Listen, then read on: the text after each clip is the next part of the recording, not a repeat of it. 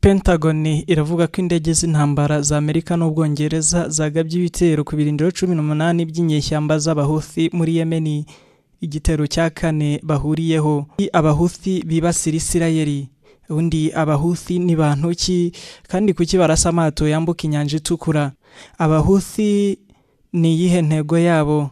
Uburyo abahuthi bafashe uturere twa Yemen ndabikubwira. Ninde ushyigikiye abahuthi? Kubera iki? Abahuthi bafite imbaraga zingana iki? Nibindi wibaza kuri aba bahuthi bakomeje gutigisa Amerika n'Ubwongereza urabyumva mu kanya. Ngo haye ikaze kunyungura amagambo official. Uziko ndasaba Abarundi agahinda kakanyica ntakubeshye, Abarundi barambabaza amarira kenda kumeneka.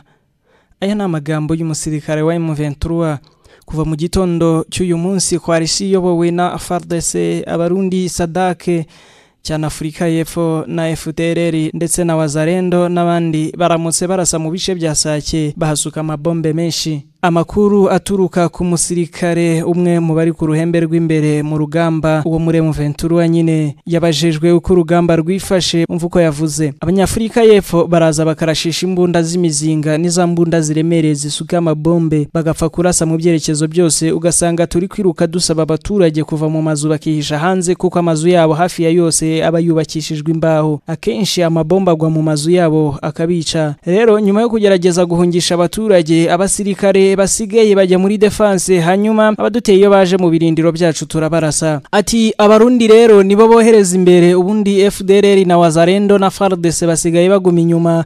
Mbere bajyaga bazana n'Abarundi gusa muri iyi minsi, ndetse uyu munsi haje Abarundi benshi kandi twabarashe kugeza naho agahinda kanyica. Ati nibaza icyo bari kuzira, ese iyo baguma inyuma byibura bashatse kwinjira mu birindiro byacu birangira tubarashe ku bwinshi. Abajijwe aho byabereye nawe ati ni muri Sake nyine, n'ahantu ku gapando bita Gasengesi ujya kwegera Mugunga. Akomeza avuga ko Abarundi hafi ya 50 bishwe. Nawe wakwibaza uti abo Barundi ise ko bari gushirira muri Kongo amafaranga Perezida Ndayishimiye yahawe nk'uko bivugwa yabadahagije cyangwa se harayanda ashaka? Harandi makuru avuga ko bari kubafata bakabagira imbohe abandi bakabica, ariko kandi bakavuga ko Perezida w'u Burundi General Evariste Ndayishimiye ari indi genocide ari gukorera abatutsi mu buryo buziguye, kuko bivuga ko yohereza abasirikare bo mu bwoko bw'abatutsi kuko ngo babuze ukundi babica. Ubu ngo nibwo bwenge ari gukoresha, kandi ngo ntibakwanga kuza kuko iyo banze kurwana babica, bagahitamo kuza kurwana batabishaka. Niba utarakoze subscribe ndagushishikariza kuyikora, usangiza abandi ibyo dukora, hanyuma nanjye nkomeze mbategurira ibidasanzwe. Amerika ivuga ko ibitero by'ejo kuwa gatandatu byibasiye ububiko bw'intwaro z'abarwanyi, drone system zirinda ikirere n'ibindi, ndetse na radari, tutibagiwe na kajugujugu. Ubwongereza buvuga ko abo bafatanyije bafashe ingamba zo gusenya ingufu z'abahuthi iyo ziva zikagera. Abahuthi bashyigikiwe na Iran bagabye ibitero ku mato mu nzira zikomeye z'ubucuruzi. Ayo mato yajyanaga ibicuruzwa ikabinyuza mu nyanja itukura. Aba bahuthi tuvuga bagenzura uduce twinshi twa Yemen harimo n'umurwa mukuru Sanaa. Bagiye bibasira amato bavuga ko afitanye isano na Isirayeli ndetse n'ibihugu by'uburengerazuba mu rwego rwo guhangana n'intambara Isirayeli ikomeje muri Gaza. Umugambi wo gutwara ibicuruzwa ku isi binyuze mu mazi byahuye n'ihungabana rikomeye cyane, byagize uruhare mu kuzamura ibiciro ku masosiyete akomeye atwara abantu ayobora ingendo zitandukanye inyura mu nyanja itukura, imwe mu nzira zo gutwara abantu ku isi. Abahuthi ni bande? Kandi se kuki barasa amato yambuka inyanja itukura? Ibitero bya drone na roketi ku mato atwara imizigo mu nyanja itukura ubu byatumye ingabo ziyobowe na Amerika n'Ubwongereza zigaba ibitero by'indege mu turere twibasiwe n'abahuthi. Ingabo z'uburengerazuba zafashe ingamba nyuma y'uko ubwo bwato bwibasiwe n'abahuthi, umutwe w'inyeshyamba ushyigikiwe na Iran ukagenzura igice kinini cya Yemen. Kuki abahuthi bibasira Isirayeli? Ibitero byatangiye nyuma y'intambara yatangiye hagati ya Isirayeli na Hamas ku ya 7 Ukwakira mu mwaka ushize. Abahuthi batangaje ko bashyigikiye Hamas, bavuga ko bazibasira ubwato bwari bwo bwose bwerekeza muri Isirayeli. Ugushyingo bafashe ibyo bavuze ko ari ubwato bw'imizigo bwa Isirayeli kuva icyo gihe bagabye ibitero ku mato menshi y'ubucuruzi bakoresheje drone na misile balistike. Amasosiyete akomeye atwara ibicuruzwa arimo Mediterranean, Maersk, Hapag-Lloyd hamwe n'isosiyete y'ibijyanye na peteroli BP bose bavuze ko batwara amato bakayajyana kure y'inyanja itukura kubera abahuthi. Washington yashinje Iran uruhare rukomeye mu bikorwa byo kwangiza ibicuruzwa byoherezwa binyuze mu nyanja itukura.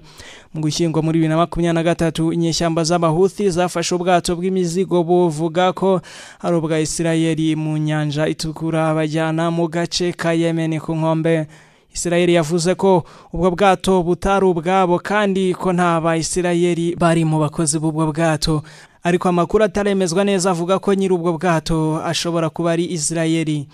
Kuva ku ya gatatu Ukuboza, abahuthi bateye amato menshi y'ubucuruzi mu nyanja itukura bakoresheje drone na misile zarashwe ku nkombe za Yemen bigaruriye. Amato y'intambara yo muri Amerika, Ubwongereza n'Ubufaransa yahagaritse misile nyinshi, ariko amato menshi yaratewe. Isosiyete nini yo gutwara abantu n'ibintu ku isi ya Mediterranean yavuze ko itwara amato yayo ariko ikaba idakoresha inyanja itukura. Isosiyete y'Abafaransa CMA ni isosiyete yo muri Denmark, Maersk, Hapag-Lloyd yo mu Budage na sosiyete ikora ibijyanye na peteroli BP nabo barabikoze. Umuyobozi mukuru w'ingabo za Amerika yagize ati ibi bitero byagabwe n'abahuthi muri Yemen byayobowe na Iran. Amerika yasabye ko habaho ingabo mpuzamahanga zirwanira mu mazi zirinda amato y'ubucuruzi n'ibitero zikarinda ibitero by'abahuthi. Abahuthi ni bande kandi intego yabo ni iyihe? Abahuthi ni umutwe witwaje intwaro wo muri Yemen ugizwe n'abo mu bwoko bw'abayisilamu b'abashia bo muri icyo gihugu n'abazayidi. Uyu mutwe washinzwe mu myaka ya za 90 kugira ngo urwanye ibyo babonaga nka ruswa ya perezida w'icyo gihe yari Ali Abdullah Saleh. Izina ryabo rikomoka ku washinze uyu mutwe witwa Hussein al-Houthi, bita kandi Ansarullah cyangwa abakurikira Imana. Nyuma y'igitero cyagabwe na Amerika muri Iraq muri 2003, abahuthi bafashe intego igira iti Imana irakomeye, urupfu kuri Amerika, urupfu kuri Isirayeli, umuvumo ku Bayahudi no gutsinda kwa Islam. Batangaje ko bari mu murongo uyobowe na Iran wo kurwanya Isirayeli, Amerika ndetse n'uburengerazuba muri rusange hamwe na Hamas na Hezbollah. Hisham Ali Omeizi ni impuguke kuri Yemen mu kigo cy'amahoro cy'Uburayi agira ati ibyo biratanga impamvu ituma abahuthi batera amato yerekeza muri Isirayeli mu kigobe. Agira ati ubu icyo gihe barwanyaga umwami w'abami, barwanyaga ariko ubu bararwanya abanzi ba Islamu. Yongeyeho ati ibyo bihuye neza n'intego yabo yibanze. Ubundi abahuthi ni gute bafashe uturere twa Yemen? Inyeshyamba z'abahuthi zabonye ingufu za politike muri Yemen mu ntangiriro za 2014 ubwo bahagurukiraga kurwanya Ali Abdullah Saleh wasimbuwe na Perezida Abdullah Mansur Hadi. Nyuma yo kumvikana na Saleh, umwanzi wabo wa kera, bashatse kumusubiza ku butegetsi. Bafashe intara ya Saada mu majyaruguru ya Yemen, maze mu ntangiriro za 2015 bafata umurwa mukuru Sana, bahatira Hadi guhunga igihugu. Nindushyigikiye abahuthi bundi. Inyeshyamba z'abahuthi zishyigikiwe na Hezbollah, umutwe w'inyeshyamba z'abashia bo muri Libani. Nk'uko ikigo gishinzwe ubushakashatsi mu gisirikare cya Leta Zunze Ubumwe za Amerika kibitangaza ngo Hezbollah yabahaye imyitozo ya gisirikare kuva muri 2014. Abahuthi kandi bafatira ke nk'inshuti kubera ko Arabia Saudite ari umwanzi wayo. Iran irakekwaho guha intwaro inyeshyamba z'abahuthi. Amerika na Arabia Saudite bavuga ko Iran yahaye misile za balistike abahuthi barashe ku murwa mukuru wa Arabia Saudite Riyadh muri 2017, ariko zarahanuwe. Arabia Saudite kandi yashinje Iraq kuba yarahaye misile na drone abahuthi bakoreshaga mu bigo bya peteroli byo muri Arabia Saudite muri 2019.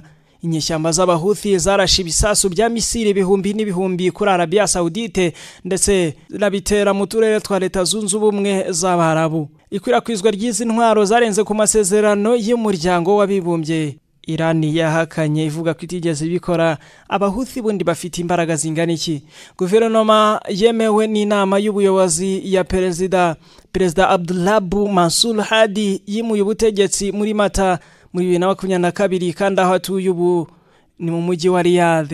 Icyakora abaturage benshi ba Yemen baba mu turere tugenzurwa n'abahuthi kandi uyu muryango ukusanya imisoro yo mu majyaruguru y'igihugu kandi ugacapa n'amafaranga. Mu kanama k'umuryango w'abibumbye gashinzwe umutekano, impuguke ikurikirana uyu mutwe Ahmed al-Bahri avuga ko muri 2010 abahuthi bari bafite abarwanyi bari hagati y'ibihumbi 100 n'ibihumbi 120 barimo abasirikare bitwaje intwaro ndetse n'ababashyigikiye batitwaje intwaro. Umuryango w'abibumbye wavuze kandi ko abana bagera ku 1500 aribo binjijwe mu gisirikare n'inyeshyamba z'abahuthi zo muri Yemen, ngo bakaba baragiye bapfira mu mirwano muri za 2020, abandi babarirwa mu magana bapfa mu mwaka wakurikiye muri 2021. Inyeshyamba z'abahuthi zigenzura igice kinini cy'inyanja itukura, aho zikomeje kugaba ibitero ku mato atandukanye hanyura.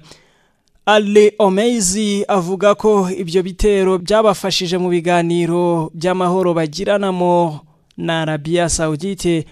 Agira ati mu kwerekana ko bashobora gufunga inzira ya Mandeb mu nyanja itukura, barimo kotsa igitutu Saudi Arabia mu gihe cy'amasezerano y'amahoro. Komeje gukurikira inyunguramagambo official, ntujye kure. Inyunguramagambo official.